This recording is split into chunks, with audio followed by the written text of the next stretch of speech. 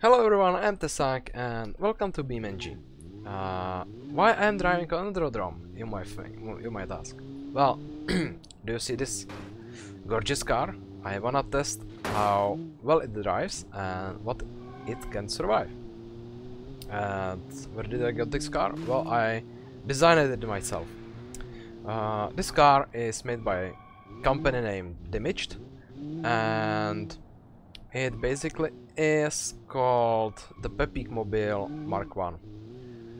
Why PEPIKMobil? Well, in Czech we have like this slightly rude, not really saying, but more like a name for that kind of people that you probably know in your country as well. These are the people that are always buying things that are on sales. They are not really concerned about how things look like. They are usually living in huge mess. Sometimes they are hoarders, etc. Usually these people can be seen from afar and recognized by their car.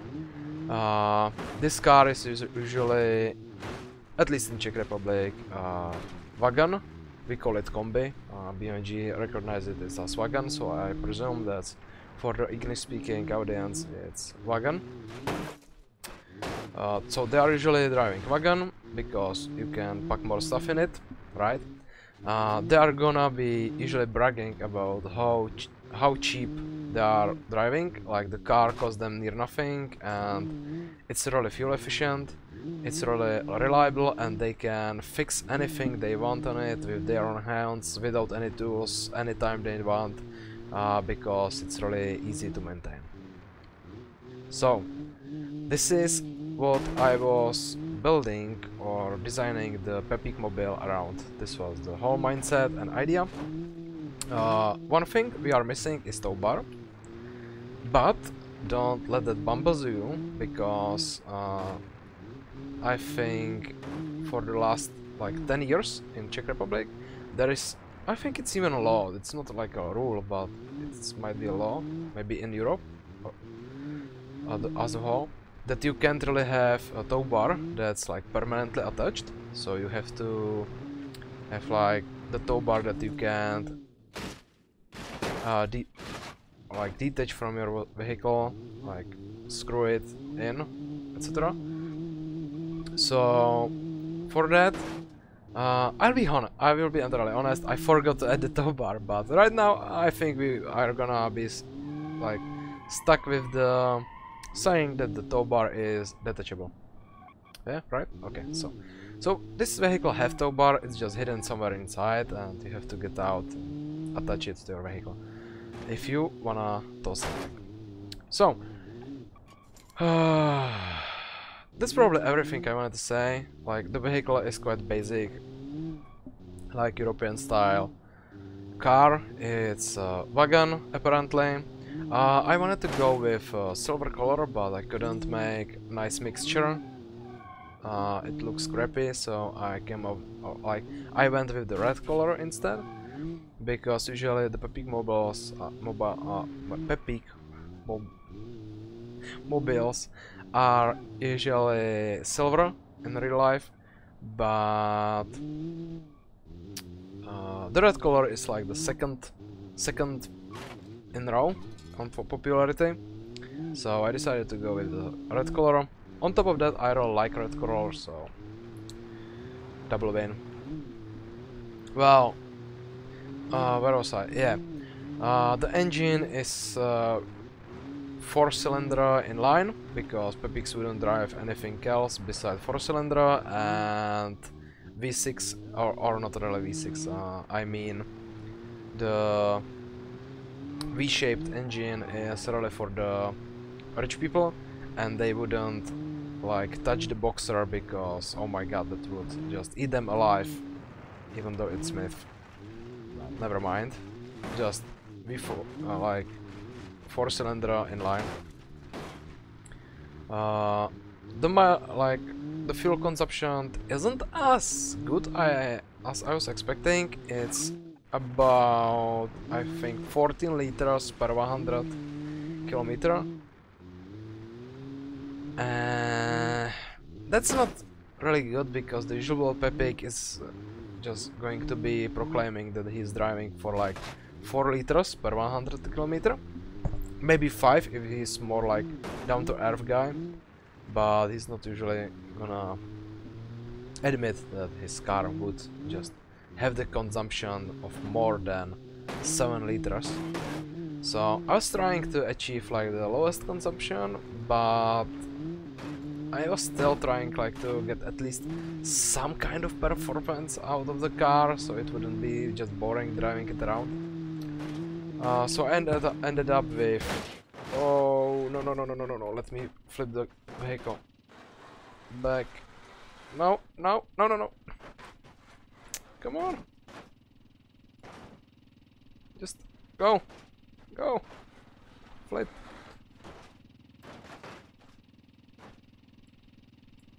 Come on, the engine will start this way. Oh, good. Okay, the engine is slightly damaged, but seems like it's okay. So I hope I'm driving in the right way. Oh, we see that. Anyway, I wanted to give it just better fuel consumption, but I couldn't get it right properly. Maybe next time I'll be building the car, I will try to make it like more fuel efficient from the beginning. I started noticing the issue with the fuel consumption, to be honest, more to the end of the actual building. As we are talking about the designing and building of the car, I will leave a link in the description to the full video, because like building the car took me more than an hour. I think it was like hour and 20 minutes, so I decided to make the endurodrone test like separate video instead. So if you're interested in the whole process, it's in the description. I'm commenting it the whole time, so if you are interested in listening to my voice rambling for an hour straight with not so great English, because I am pretty rusty, to be honest. I haven't been using English that much lately. For an hour, then you're welcome. The link will be in the description down below, so feel free to check it out. I am also again explaining the reasons why I'm designing the car the way I am designing it here in the video. Anyway, beside the engine, the gearbox is 6-speed, so theoretically we can get up to the 6th gear. But realistically, when I was trying it on a highway, on another map, I couldn't get past the 5th gear until I was driving like 150 kilometers per hour, which really takes some time to this car. This car is quite good at accelerating to the, I would say 50 kilometers per hour, and then it's like a little bit sluggish. But to be honest, that was the whole intention. Like, the car isn't supposed to be like sports car, even though we have the RS badge back there. I will stop right here to show you. There it is, the RS badge. I don't know how to zoom in. I'm sorry for that. I would like to zoom in, but I don't know how. The car is running the RS badge, which means Rally Sport. And sole reason for that is that we have front spoiler down there, like the lip, and we have this thing down there, and 2 exhausts, which is meant to look more like sports edition of the vehicle, but like no, you know, the typical stuff that some car manufacturers are doing, calling it Rally Sport, and then it's just a regular engine, a regular gearbox, nothing changed, just the body looks a little bit more sporty. So I decided to go with that as well, because some Pepiks always like to have like the RS badge on their car, even though it's 1.6 liter with only really mediocre power output. Like maybe running, I don't know, 75 kilowatts, and then like so I decided to do that as well, just for the sake of fun. The car is pulling to the left right now, and also yeah, because I'm pretty much sure if this video will by some oh my god, miraculously get some attention, there are going to be people like accusing me of being an idiot or something like that in the comments, or basically calling me rude names. Please rest to know that I myself am proud owner of not one, but oh wow, one PEPIKMobil and one, let's say, Vapor version of a PEPIKMobil in real life. With this said, what cars did are like supposed to be PEPIKMobils and or PEPIKMobils in real life? Like, what was the inspiration for this car? If you wanna look it up online, or you know something about European cars, then a huge inspiration for this was the first generation of Škoda Octavia and Škoda Fabia.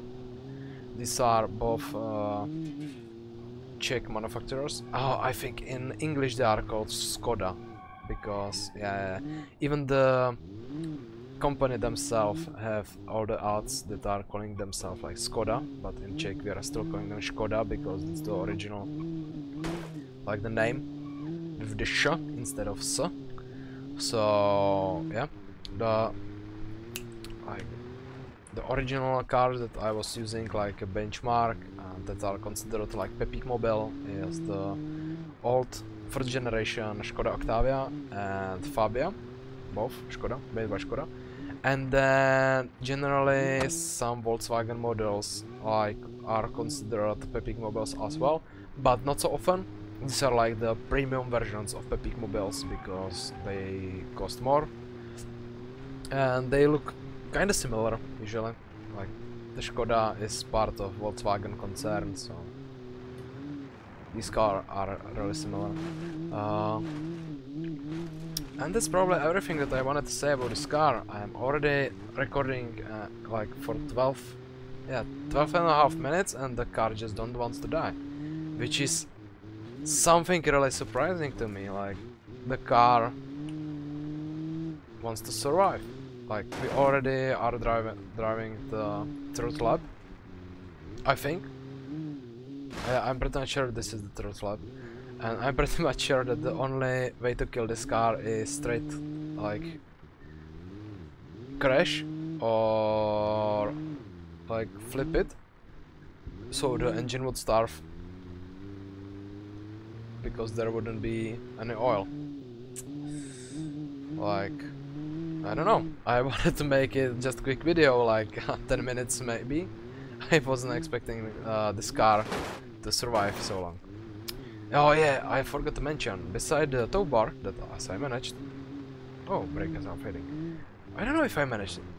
Like, did I mention that this car is supposed to have tow bar, but because of the laws I kinda forgot about the tow bar, but there are laws. I don't know if it's rules or laws right now. It might be just rules, I don't know.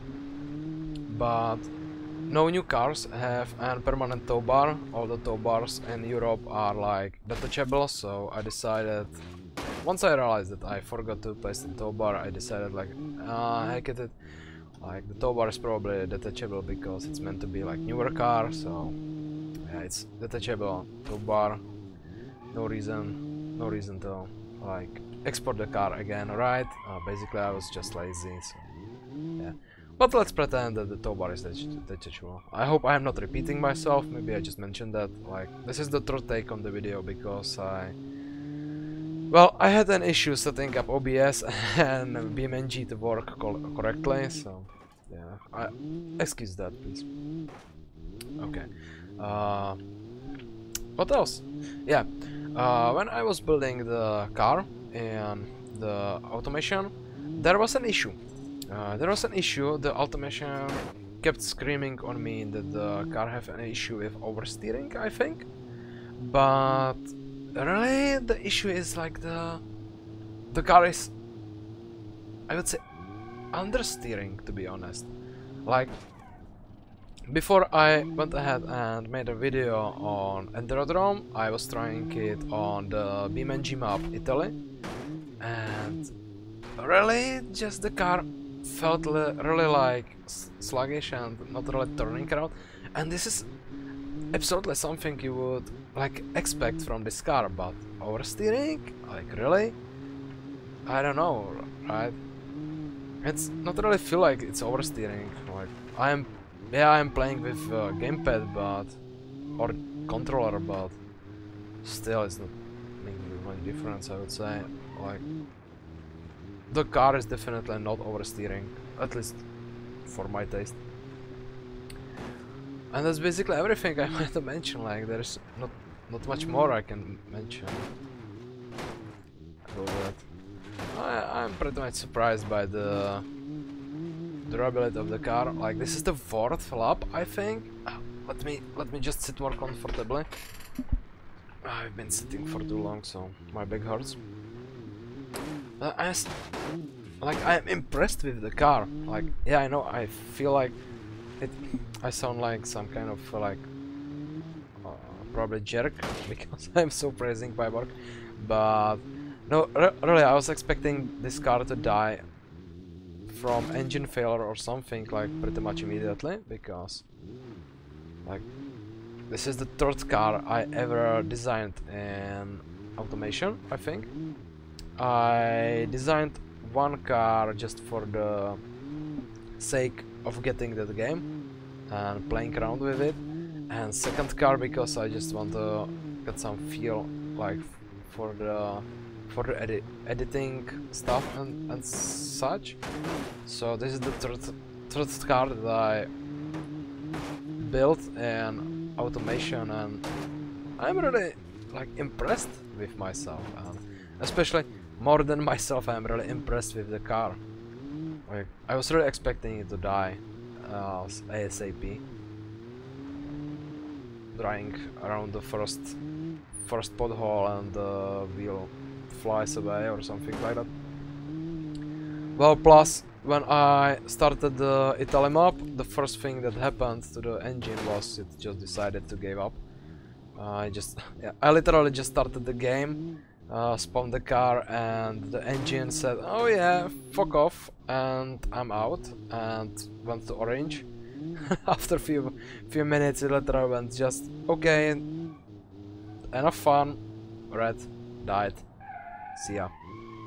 And also, this is just, oh, are we overheating or something? I don't know. This is the byproduct of the Wagon, because the car is really like happy sliding. I'll show you on some better part of the road. Like, I was able to power slide through turns on the Italy map, which really surprised me with front wheel drive. But yeah, it makes sense. Like, the Wagon, the rear of the car is going to be trying to get in front of the car sometimes, so it makes at least some sense, the power sliding. But let me just get some speed, and oh no, I can't do it right here. Maybe it's with the damage that is done to the left side of the car. Like, the car is pulling really hard to the left right now. I think the left wheel is like completely, yeah, the axle is probably broken or something. No, I don't know the axle, but the suspension and stuff is probably damaged. And there we have the brakes are fading for some reason, even though I am not braking. Interesting. Yeah. Let me.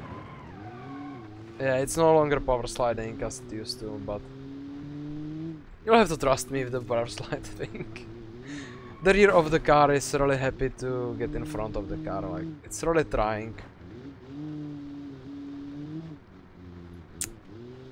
And yeah, with that, like, there's not much to mention. And also I am really just curious how much of the power output from the engine is, like, how much the turbo helps. because originally I was really like more keen to making an... Oh, let me quickly flip the car. Please don't be like that. No. Don't starve. I think the engine is gonna starve of oil. Okay. We are done. The engine lives. Originally I wanted to make... Oh my god, the flames. Oh my god. What is it? Is the gearbox destroyed? Like, we cannot get past the first gear or what? Because really the car just don't want to accelerate it much. This is... Okay. Can we? No, we can't. Okay, let me just quickly grab the car again. And holy cow, we are getting past the 21 minutes mark. And the car is still running, somehow. Like, it's no longer a fully functioning vehicle, but... Still? I'm pretty much impressed. So, can we get out of there, or is it completely... Are we sitting or something? No, we can drive. But it really seems like the gearbox is damaged or something.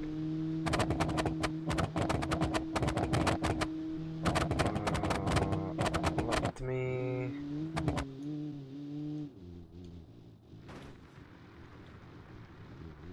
I can change it to second manually, but on the arcade it just won't go past the first and second. Okay. Okay, it can go. For some reason it's just freaking out. I don't care. Now we made it like the perfect student car with the shooting exhaust. Where was I? I absolutely forgot what I was talking about before. I think the car is gonna die anyway.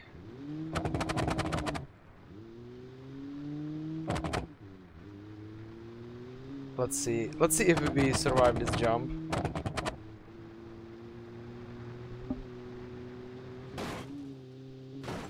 Yeah, we can survive the jump, but we no longer can go as fast as we used to.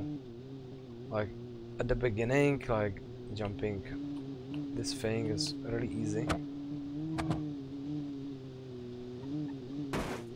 And the car is really not that badly damaged, to be honest.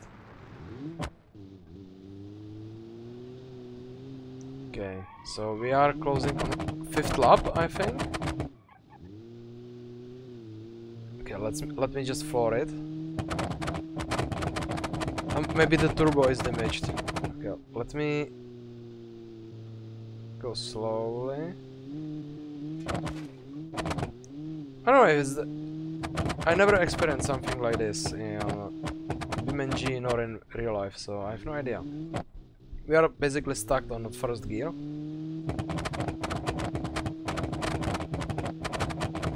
Yeah, the car just don't want to go fast. Okay, second gear. But we definitely got some power loss, like the engine isn't as strong as it used to. Well, I know that I started talking about the turbo, etc., but I don't know if I finished it. Like, I wanted to originally make a natural aspirated engine without turbo, but then I realized that some Pepiks really like to take pride of the fact that they have a car with turbo, and it means that their daily driver is the sports car at the same time for some reason for them. Usually, at least they portray it like that. So I decided to include the turbo as well. And this is really driving crazy. I'm gonna swap to manual gearbox just so I can change the gears manually.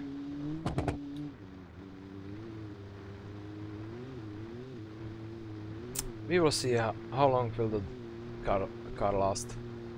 So really expecting it to last like, I don't know, 1 lap and then be done.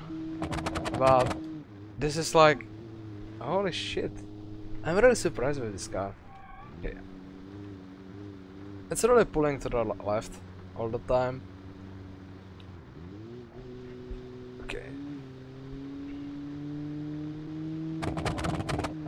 Really curious, can we make it through the mud? Well, it seems like we can make it through the mud, no problem. Let me get down to first gear, second gear. We need all the speed to jump this. Okay, we are still in business. Oh my god. Oh, this is not good. I think we are closing on the life of this car, like we are done. Oh, I highly doubt that we will be able to drive with just one wheel, but you know what, let's try it. It'll be fun. The car is so stuck that I can't really get it out. Let me try it this way.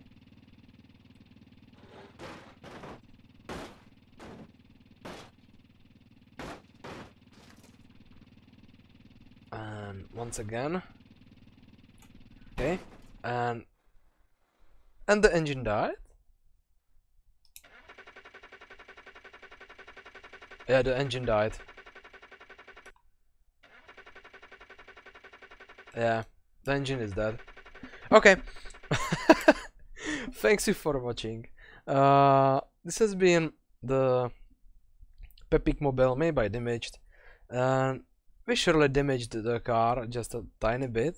Like the bodywork is still good.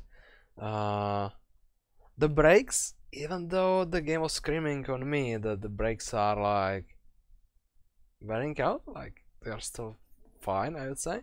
The engine somehow survived. I think it was 4 or 5 for laps, which is like mind-blowing to me.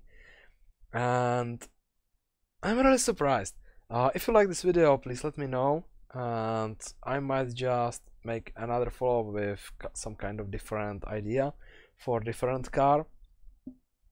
I have like few ideas for different types of cars, but you know. Well, thanks for watching, and I will see you in the next one. See ya.